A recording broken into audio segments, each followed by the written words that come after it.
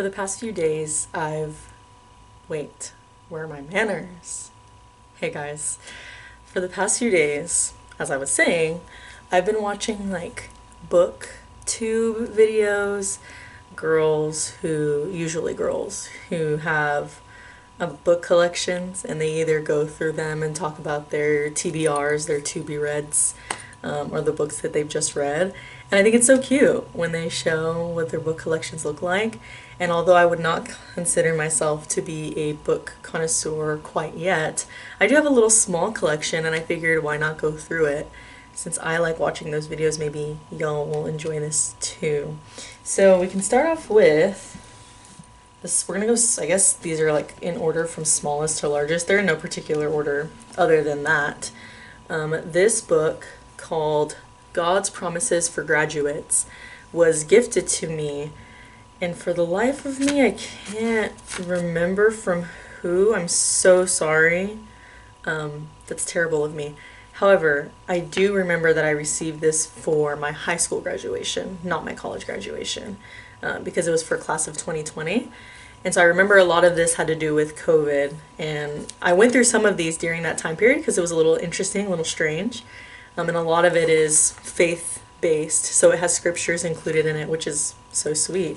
So even though I'm 4 years removed from that, just makes me sick. Anyway, despite that, I am grateful for this, and so still like to go through it occasionally. The next book I have is none other than Quentin Tarantino's own Once Upon a Time in Hollywood. Originally, well, first of all, the movie, my favorite movie of all time. Originally, it was supposed to be just a novel, but then Quentin realized he wanted to make it into a movie, so he made the movie, then took the screenplay and kind of turned it into the novelized form. I haven't read the novel yet, only like the first 2 chapters, which were interesting because they're a little bit different from how the book is laid out, or from how the movie's laid out, excuse me. And so I do want to eventually get to this. The next book, It by Stephen King. This was gifted to me by an old friend, and I was wanting to get into like horror genre of books. Haven't read it yet, so still kind of need to go through this. And it looks like a long read. There's like over 1,000 pages in this, so that seems a little crazy. But one day, I'll get to it. Up next, we have The Life Beyond by Paul W. Powell. This gift was given to me by my dad. He read it, recommended it to me, lent it to me a long time ago. I read it this year, actually earlier this year, and it talks about what you would assume life beyond the life that we currently live from a Christian perspective. Very interesting book. It was very short, so it was a quick read, and I remember liking it a lot. There's a lot in here that goes over kind of what to expect in the final days of life here on earth. Up next, we have Nicomachean Ethics. I believe that's how you pronounce this word, by Aristotle. Another book my dad gave to me. This one I read this year earlier, and it was a hard read. Aristotle's language is just very esoteric, and there's a lot to pull out of it. And so it was very difficult to get through, but there are good quotes in here that I did end up like writing down. I'm trying to find one that maybe I could share with y'all, a quick one. Okay, this one's just interesting, and I think it talks about a lot of like the morals that we might face on the day-to-day as humans. And this says, hence, courage is a painful thing and is justly praised, because it's more difficult to endure what is painful than to abstain from what is pleasant. A lot of things like that, one-liners that are pretty good. Interesting read. Overall. Up next, we have When God Writes Your Love Story by Eric and Leslie Ludy, I believe is how I pronounce their last name.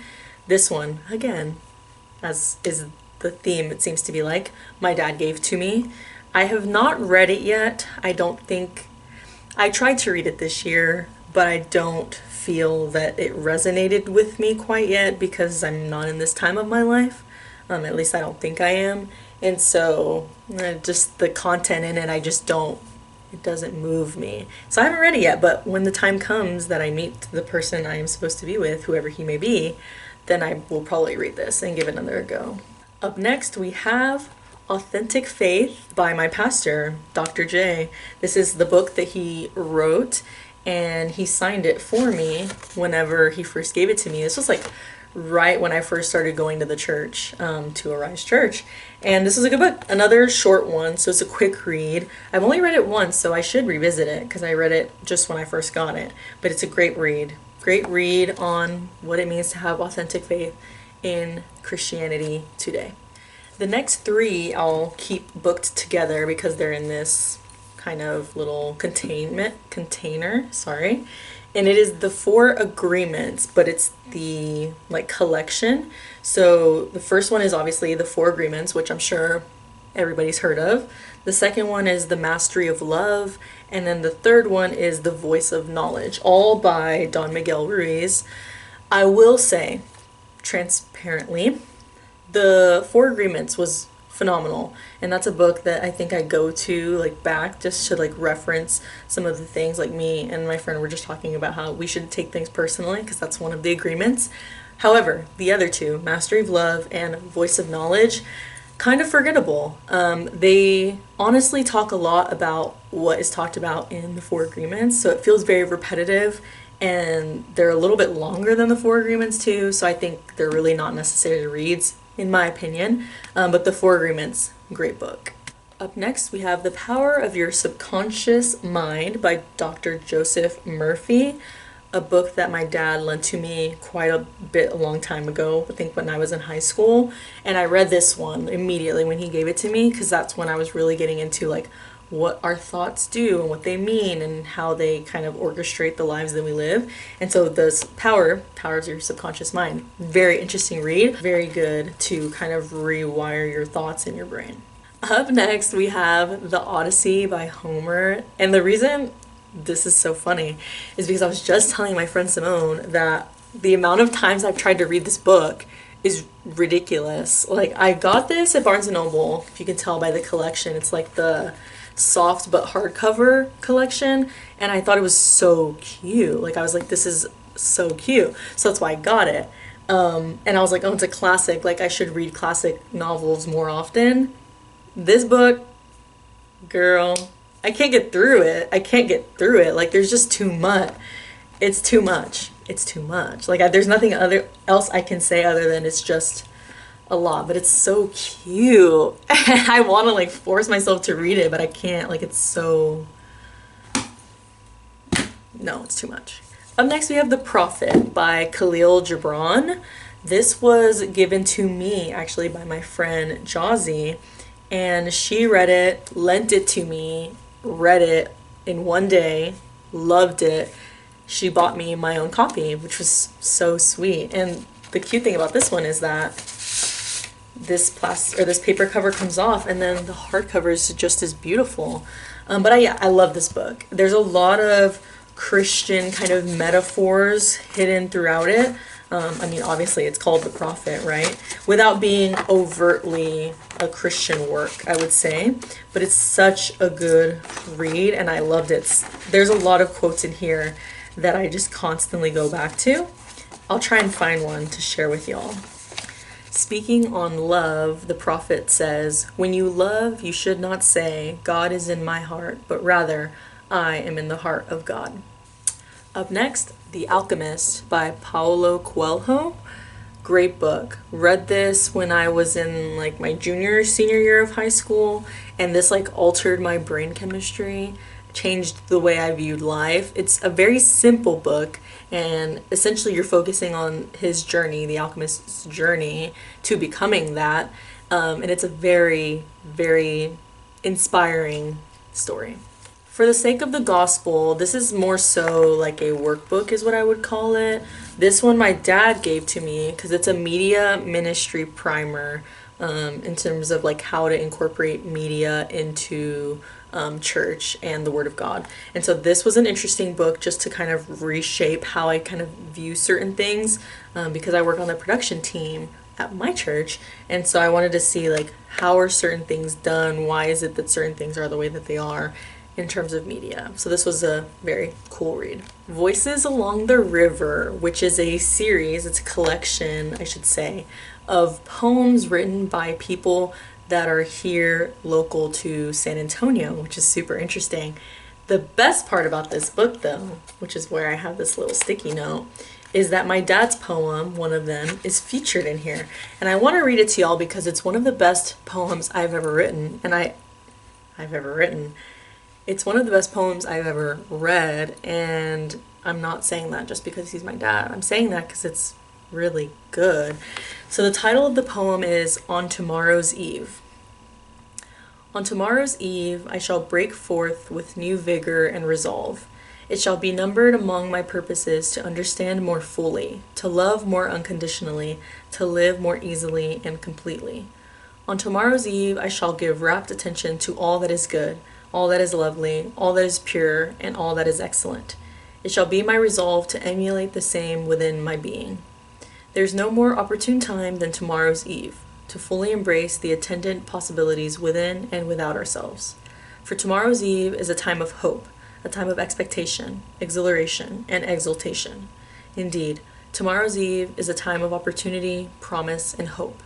Tomorrow's eve is a revival of most of what could have been, and it ushers in all that possibly can be.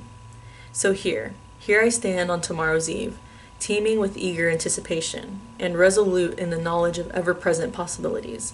It is a brand new day here on tomorrow's eve, and the best of times to get busy living. Like, shut up. That's good. That's really good. So, shout out my dad. Shout out my aunt, actually, for giving me this, because she's the one that had it in her collection, and then she figured that I would love it, which is true. So, beautiful. Love that poem. Next up, hip hop and other things. I got this as a gift from my friend Simone for one of our Christmas like Secret Santas, and I love this book. It's very cool, very fascinating. Not one you would like necessarily read in one sitting, but just to like go through and look at the history of hip hop and what it's kind of come to and where it started. Very interesting one. And I have 501 must-see movies, a gift from my mom for Christmas. I believe it was last year or the year before. And I love this thing. It's literally like just a bunch of classics that, I'm doing this the wrong way, a bunch of classics and stuff that are in here. And so one of these days, what I want to do, it's just I haven't done it yet, is just scroll through and pick a book, whatever I land on, watch that. Obviously there's some in here that I've already seen, but I love how it has a lot of stuff in here.